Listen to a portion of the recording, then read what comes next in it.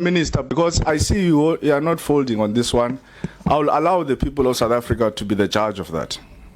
Now, we've got a big problem here, Minister. There is an independent panel that you have appointed. And this independent panel takes big decisions in the ministry.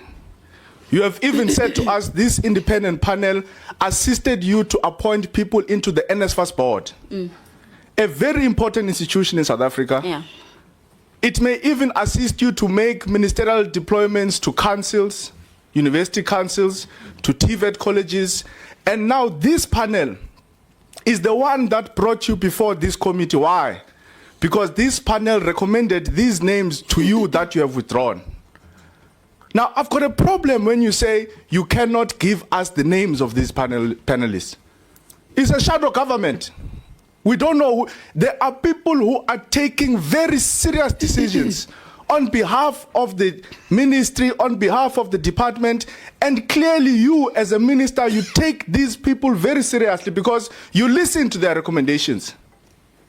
But you're saying, I can't give you the names of these people. Who are these people? Why must they not be told to the people of South Africa? We need to know, who are they? What if they are your friends? What if they are your family members?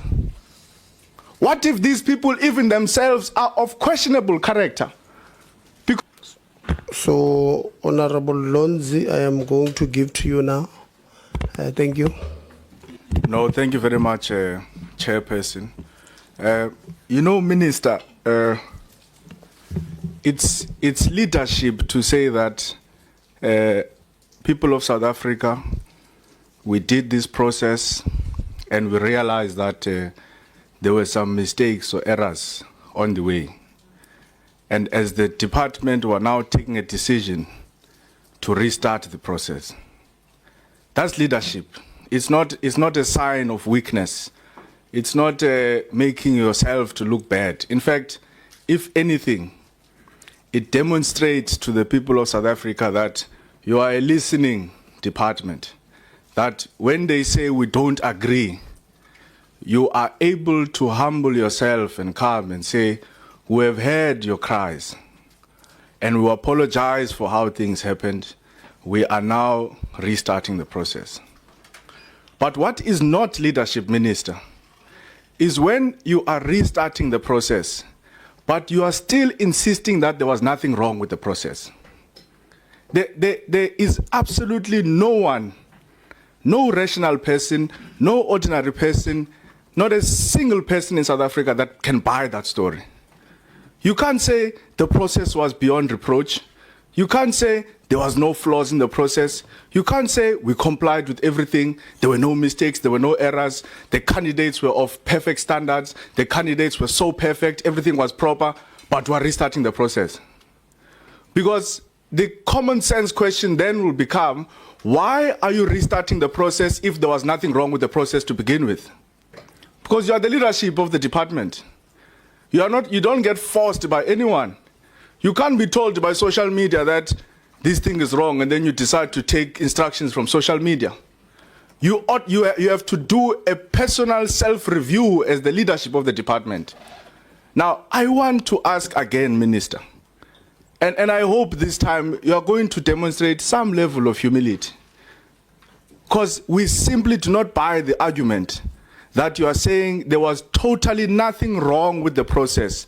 In fact, your DDG on CETA coordination even says the process was perfect, which means it was 100%.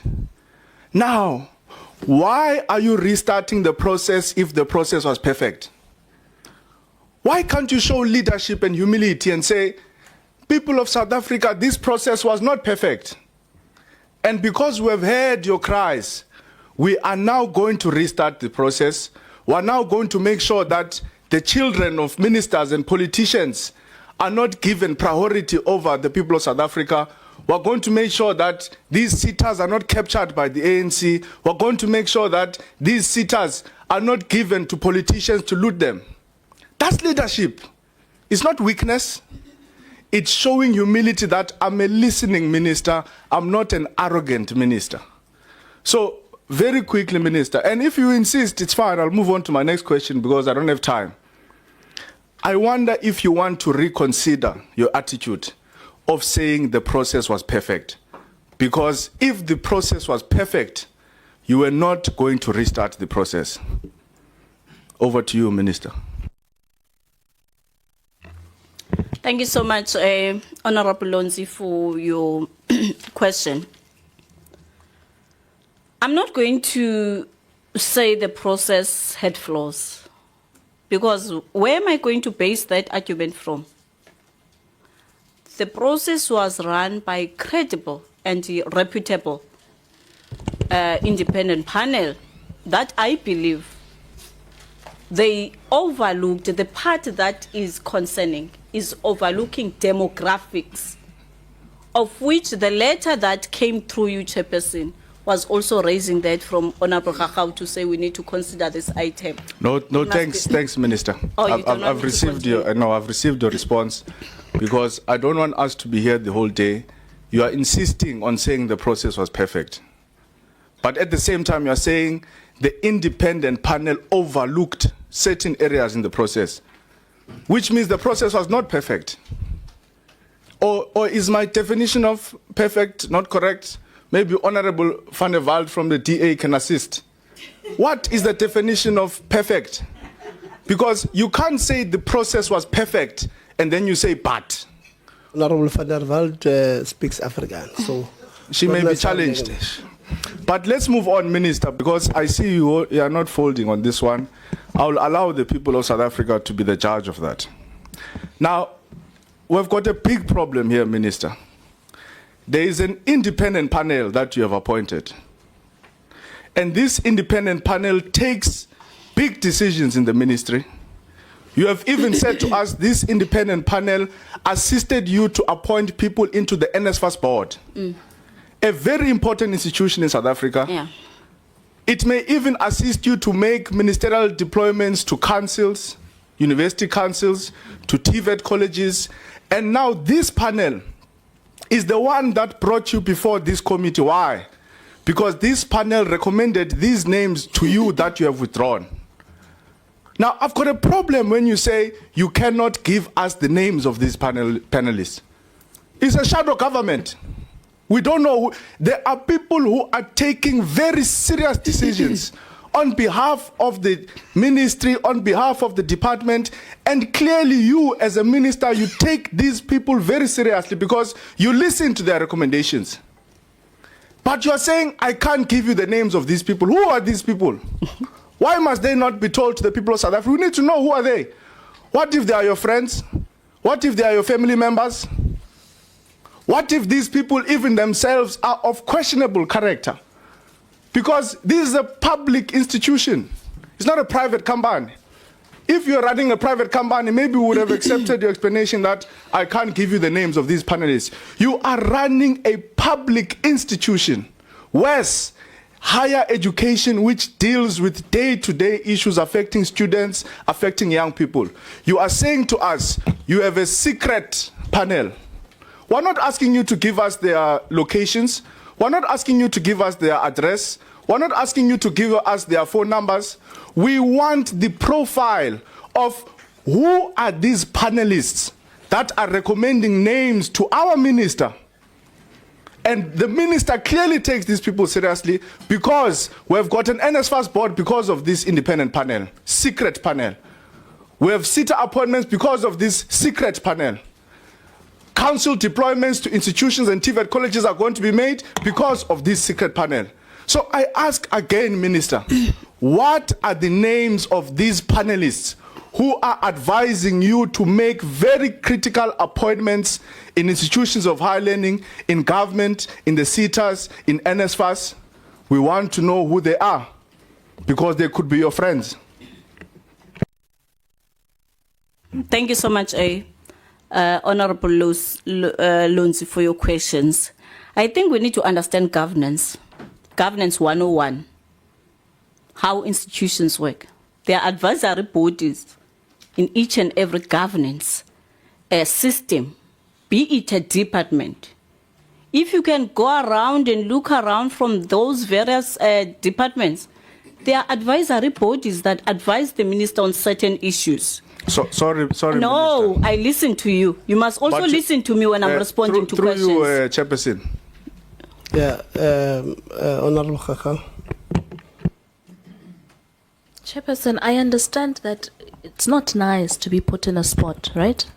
And I understand that the nature of this conversation, because it's personal, is heated and uncomfortable. But that can never justify there being a firing of attitude and a disrespect altogether to members that question. The minute you say yes, conscientiously, you say each and every decision that I take is open for scrutiny. And that is the spirit that the minister is supposed to have in answering questions about the decisions that she makes while under the payroll of the Republic of South Africa. No, thank you, Minister. I think our members have got a pressure of time. So if they feel like the question that they have asked is not being responded to, or were taking long to respond, they may interject.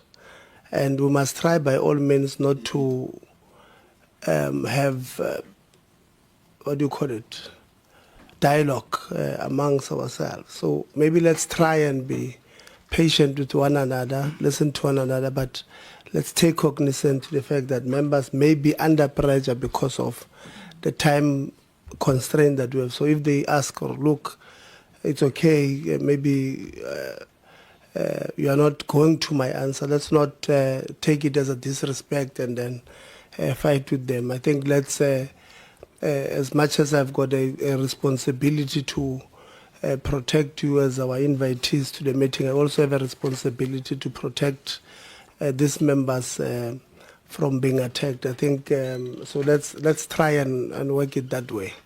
Honorable Lonzi.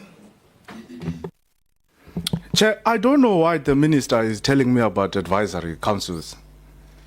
There's no one in South Africa who doesn't know that there are advisory bodies. Even the presidency has gotten advisory bodies. But if the advisory body of the president takes that advisory body so serious that it even tells him who must be a judge in South Africa, who must be a minister in South Africa, who must be a commissioner in South Africa, then the people of South Africa deserve to know who are these advisors to the minister. The minister can't say to us, he can't tell, I know that the advisors can't say, let's know the law, the advisor. I know the advisor. That's not my question. My question is, who are these advisors to the minister that the minister listens to and takes so seriously that she takes very big and critical decisions in the department? Why is the minister refusing to tell us? Who are these advisors that are advising you, minister? Who are the names? Who are the profiles of this independent panel that you take so seriously, that told you who to put in the sitters, that told you who to put in the NSFAS board, that tells you who to put as university council deployees? Who are your advisors? Is it your mother? Is it your sister? Is it your friend? Is it a boyfriend? Is it a girlfriend? The people of South Africa must know, where are decisions of higher education taken? You find that a decision is taken in a tavern, we don't know. Because clearly these advisors are more important than all of these officials of Department of Higher Education which are sitting here. Why can't you say, no, the DG advises me? No, the DDG advises me. There is a group, there is a clique in higher education that advises the minister, yet the minister does not want to tell us who these advisors are. So because of time, I'm asking you a yes or no question. And I'm going to follow up on this, you can rest assured. And we're going to get the names of those advisors.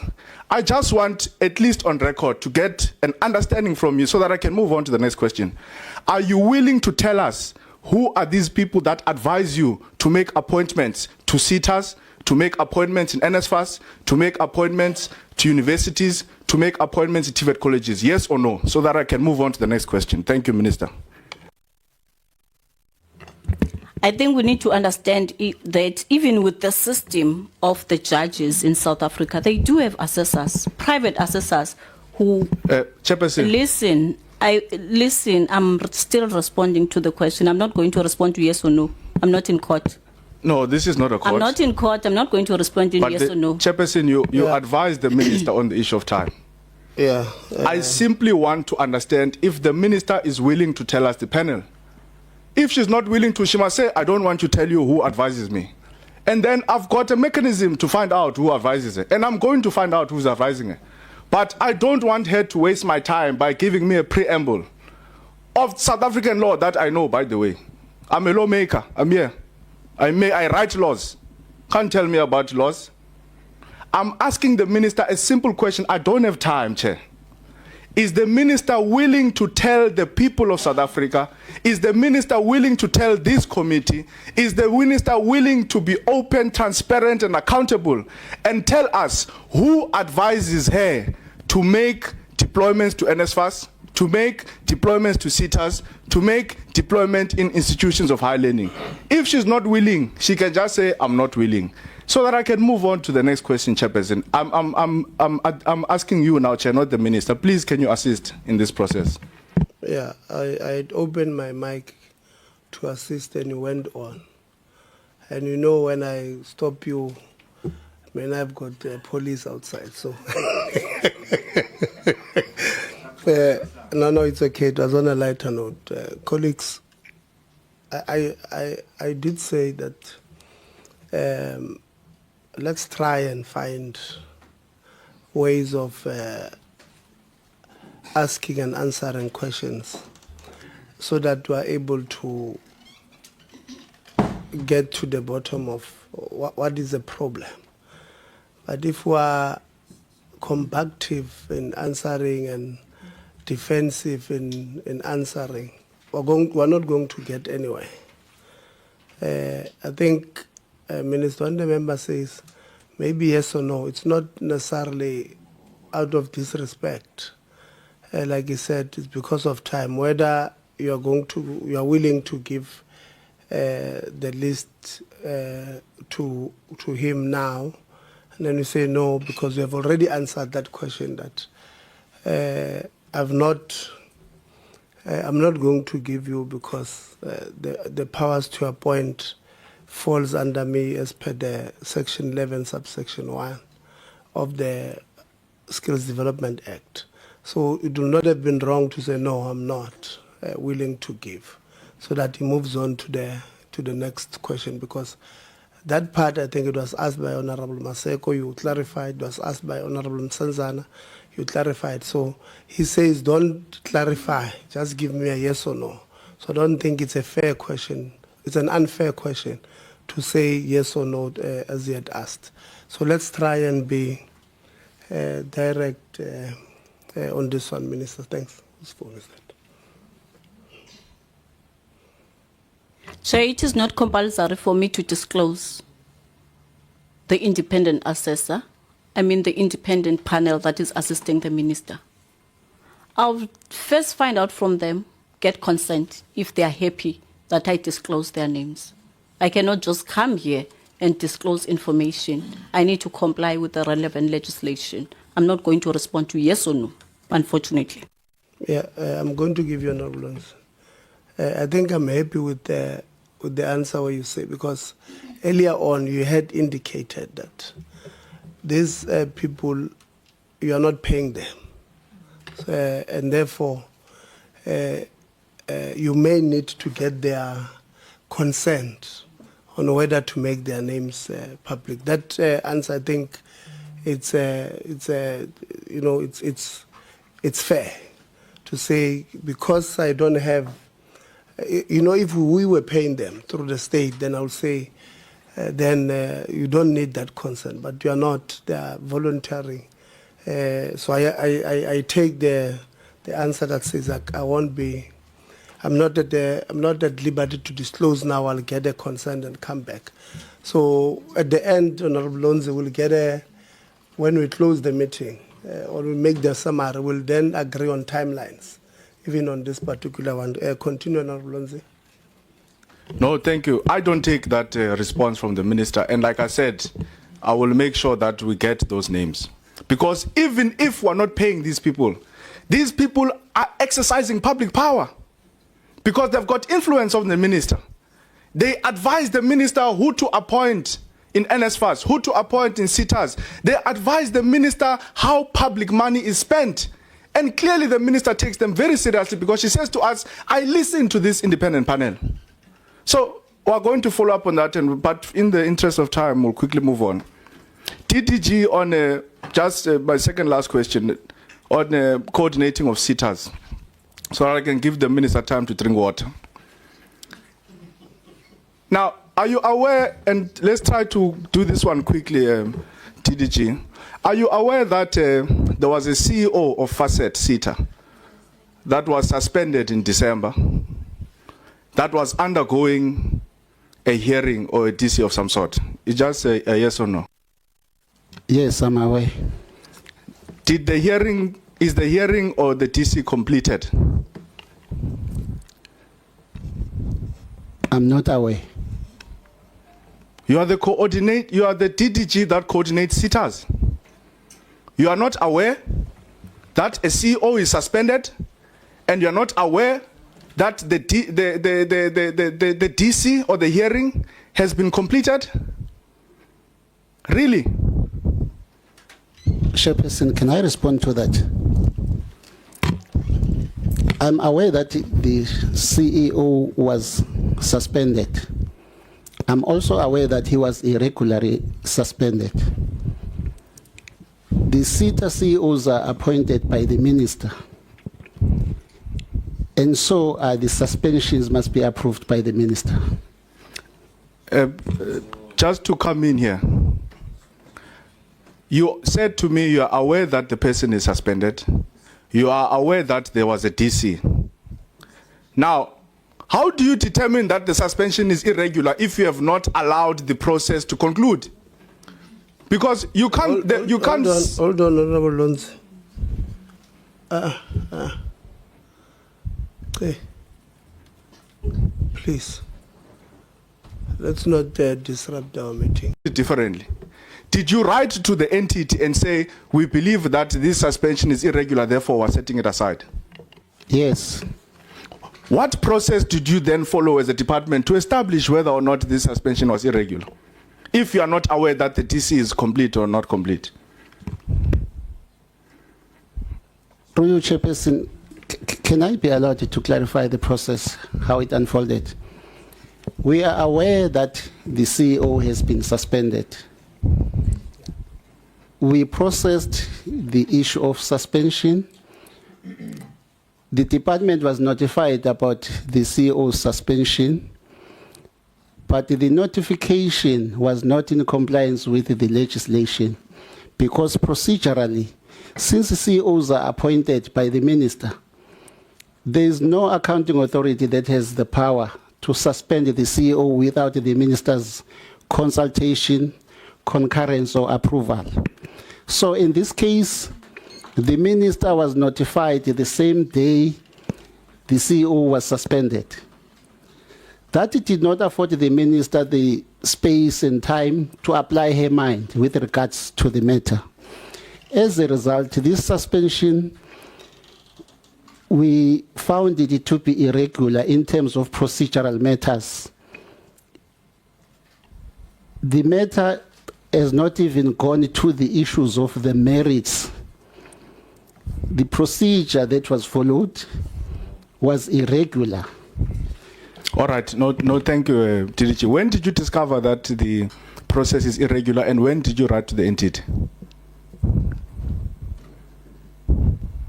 I can establish the records for you and respond if you can give me a minute. All right. In closing, Minister, I really believe that it is very unfortunate that you are not willing to humble yourself on this matter. Because SITAs in South Africa now know they don't have boards. They don't have accounting authorities, rather. They don't have chairs of boards. But you are unwilling to say, South Africa, yes, we may have gotten certain things right, but certain things were overlooked. We apologize, therefore we're restarting the process.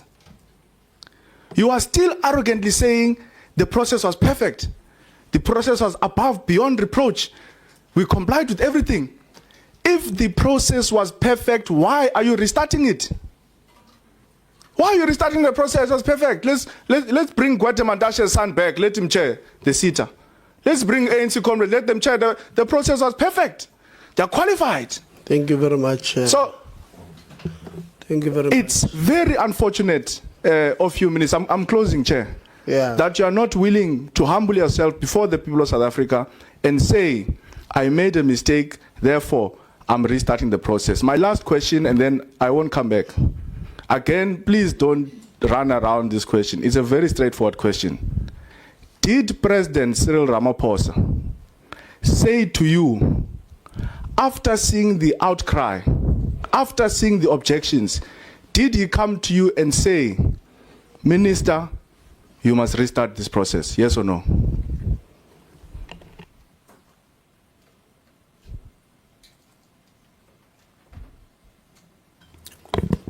It's not that he said, Minister, restart the process. We had to analyze the outcomes after presenting before the NSA, the report. And then I brought to the attention of the president that there is a letter that has been written to His child. No, your time has long finished. I just want to know. I can't just. No. I'm speaking. Okay, to don't- the people of she South doesn't Africa. have to Must say give yes them or no. Context. I can't say yes or I no. just need Honestly, to I'm know. not going to respond I to yes or no. just need to know. As if I'm Honorable responding Lonzi. to true or false, as if I'm a child Yeah, who that's, did not, I've who is a asked you- dropout at the university. I'm not. Don't lose I your, cannot speak don't about lose your true cool, or false Minister. here. Don't lose your cool. I'm used It's to fine. people like Honorable that. Lonzi, it's fine. This is my last question, and I'm giving over the thing. No, Honorable Lonzi, it's fine. The alarm long rang. But Chair, she And has I not gave you- answered my question. I gave you even that was grace. No, even that was grace, and now you guys are abusing my grace, Honorable Governor. You can't run away from me, Minister. I was very happy to take your question, Kelonzi. You deprived yourself by not giving me. Maybe one must start here, Chairperson. Siqale kuqala from a perspective yendlela umphathiswa aphendula ngayo. Sibulele le ndawo nje yokokuba uyaqinisekisa